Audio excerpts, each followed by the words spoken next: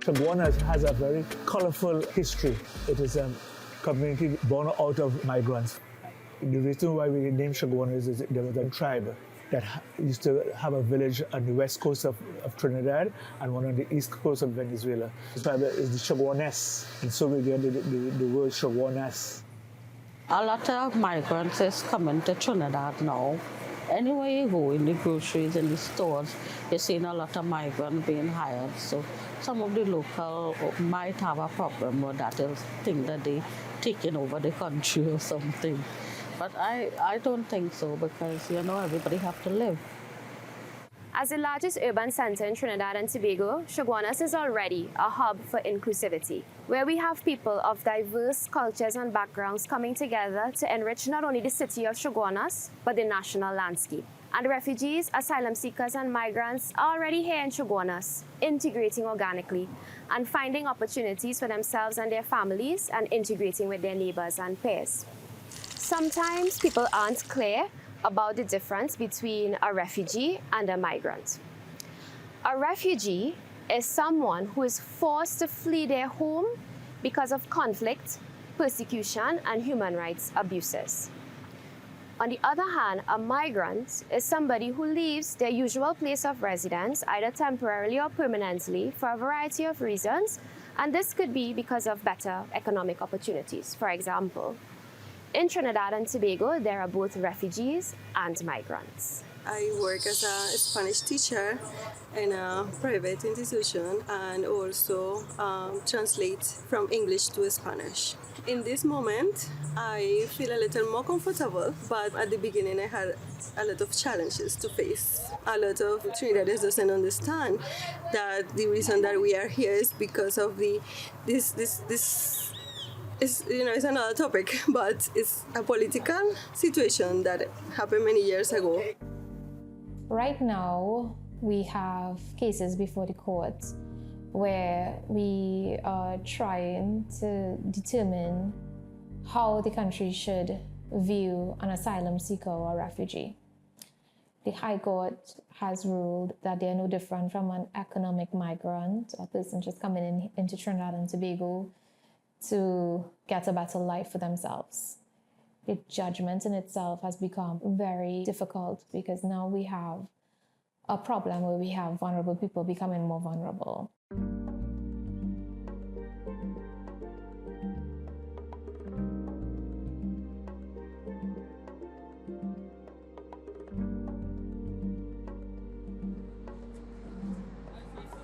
Uno trabaja muchísimo, uno trabaja demasiadas horas para el poco salario que a uno le ofrecen, pues. Pero sí ha sido muy fuerte. Pero que hay que trabajar, pues, para poder mantener a su familia. Sí se hace un poco difícil, o sea, prácticamente yo no veo a mi hijo porque yo trabajo, aquí en el trabajo donde estoy ahorita trabajo 15 horas. De broma lo veo, o sea, en la noche cuando yo llego 11, 12 de la noche y ya él está dormido. Muchas personas piensan que es fácil trabajar en Trinidad y Tobago cuando no lo es, porque reciben mucha humillación, no solamente de los jefes, sino hasta muchos trabajadores quieren humillarte por ser tu simple hecho de ser inmigrante. Well, no, you see a Venezuelan and say, oh, no, that is the bad people, no. You try to meet that person and speak and see what they do, what they know. They know in Venezuela have a lot of people professional. In Trinidad, sorry. For example, I study human resources management in Venezuela. I know some people want to work in the professional, like teachers, like nurse. But here, when we reach, we know have documents for work about human resource management in a company. So I just clean houses or make food and sell it. Lo que necesitamos es más apoyo sobre los agentes gubernamentales. ya que tenemos muchos años aquí y no hemos visto como mejoría para nosotros. Number one, I just like how they lock them up and thing and have them in jail and thing, you know. I believe that they could treat them more like human beings to start with because they are human beings.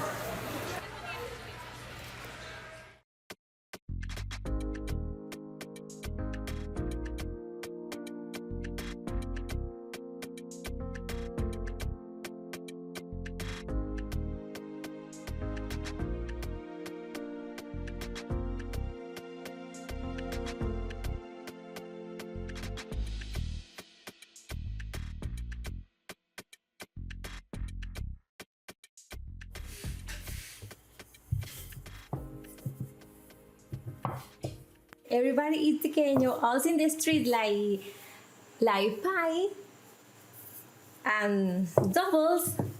Everybody get the certificate. Trinidadians too. We do this in Montrose Plaza. Most of the course is in Chaguanas. For migrants, we can find course there. That is helping a lot. We focused on entrepreneurs in varying stages of their business development. One of the biggest challenges that we took note of was that the migrants had challenges related to things like opening bank accounts and financial services. Now, at present, it's very difficult for migrants to actually open bank accounts. I reached in 2017. I remember it was Tuesday. I started to work in a restaurant Wednesday. But during the restaurant, yes, a week, because they fired me. In that time, I don't speak English, so it was hard. And I understand the situation. And then I tried to look in other jobs, but I don't find. And I have the idea to make pequeños, and I start to sell it in Facebook to some Venezuelans.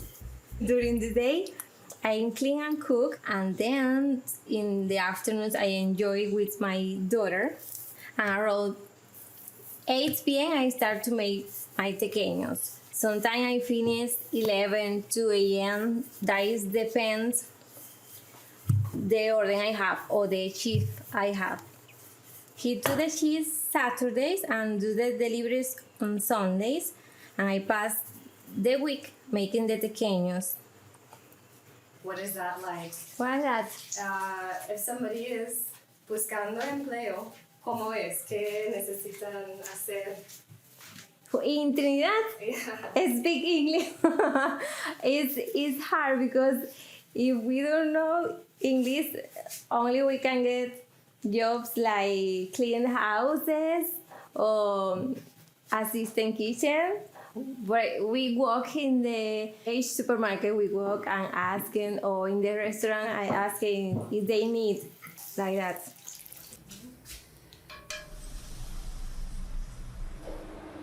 Bueno, mi gente, ay.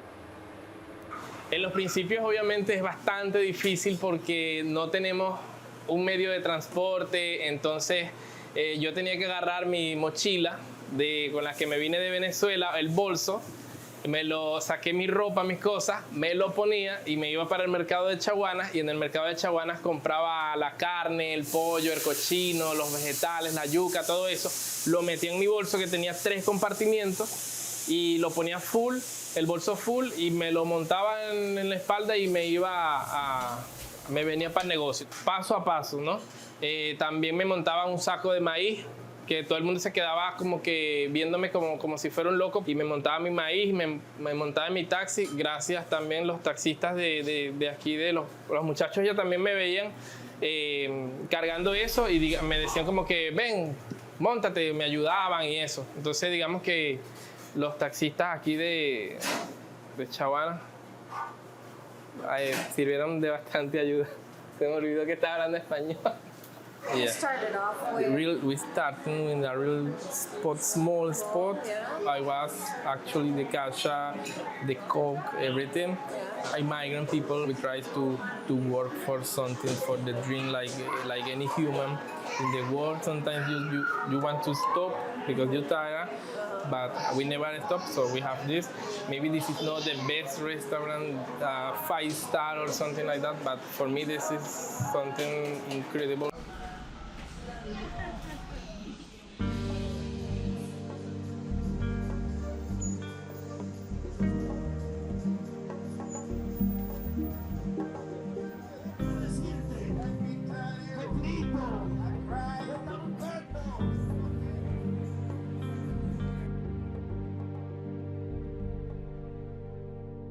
Firstly, we should commend the government for the migration registration framework that allowed a significant number of Venezuelans to register and then also to have access to employment within Trinidad and Tobago.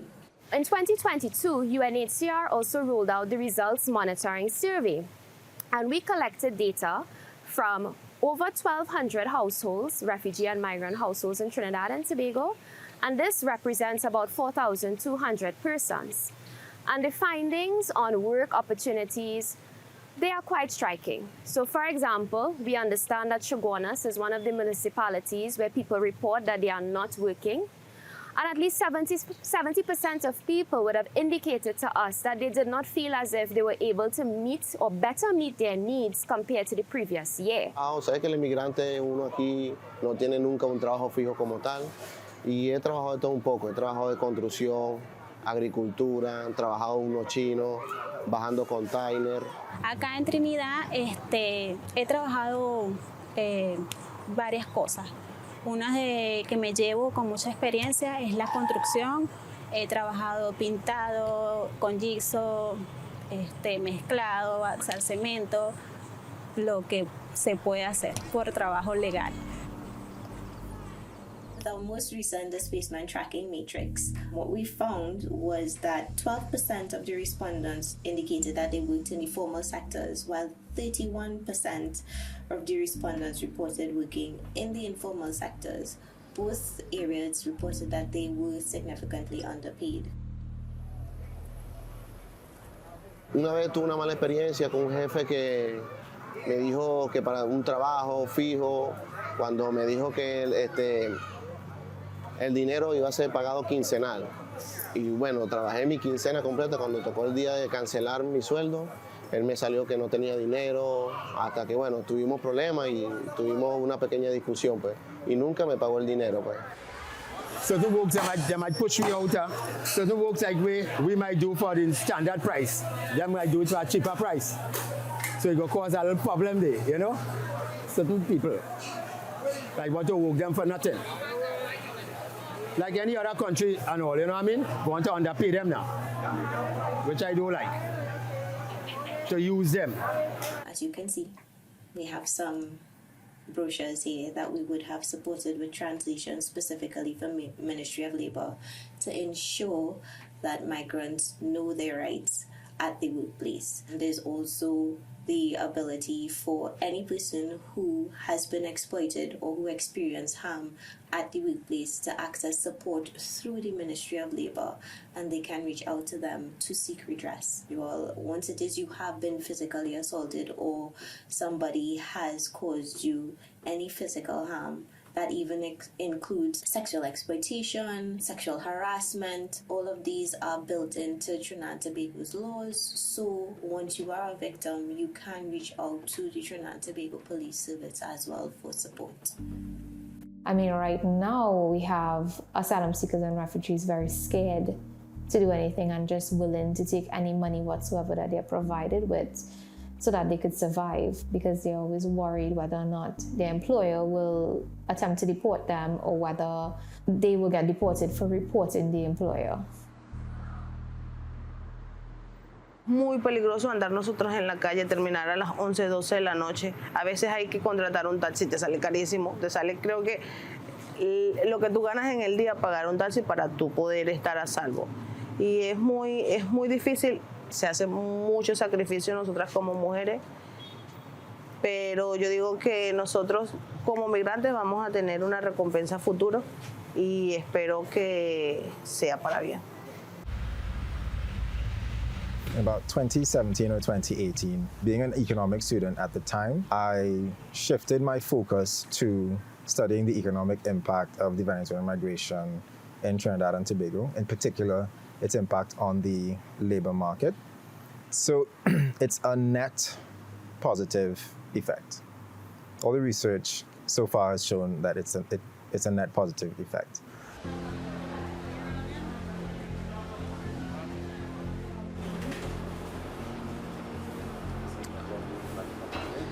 I support the local people, and the Venezuelan people support me.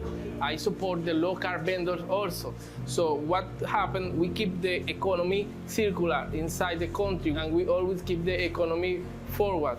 So what support the government of Trinidad and Tobago can do is watch a little bit about us, about what we are making right by the right way, and how we can form part of the society like a normal human. We are not making a criminal thing, we are making plenty work, how we can support also the country and how the country can add to their society. What we need also is the protection, right? To be in the country, normal, like a human, so we can feel the freedom, maybe, to be around, no problems, or we don't have fear if the police stop and ask for documents, Bueno, para mi futuro, yo pienso en poner un negocio, así como lo han hecho varios venezolanos. Quiero trabajar para mí y bueno, ayudar a las personas también que quieran empezar a emprender. ¿Qué se viene a la mente para mi futuro? Beneficios, negocio, una casa, comodidades para mi familia, para que más te pueda explicar, algo donde pueda tener en mi vejez, poder estar tranquilo, no está pasando tantas necesidades ni tantas humillaciones como se pasa aquí. I remember a girl, I never go to forget, she buy 500 pequeños. That time that helped me a lot. She have a wedding. Then the business goes slow. Nobody buy more pequeños, and I find a company. I work in that company in warehouse. And then working with Thomas & Son to the present. And they tell me last year, 2022, exactly my birthday, why I not do my own business. So they help me with some money and some stickers. And now I do the business. I have like 9 months. So it's good. I feel good because the people like my product. They enjoy it. So I'm happy for that. Ya voy. Voy. In the future, I want a factory with different kinds of pequeños. Gracias. I cannot get access to open one bank account. I cannot get access to a credit from the bank. I cannot get a driver license, But don't permit those situations make you feel like you cannot do big things. If I was thinking like I'm thinking now, 7 years or 5 years ago, I was thinking maybe I don't deserve this. I cannot do this because that's too much for me. That's too big for me, So I changed my mentality. I said, okay, I will try it. I will do it. I believe in myself. If I focus on my thing, I will do it.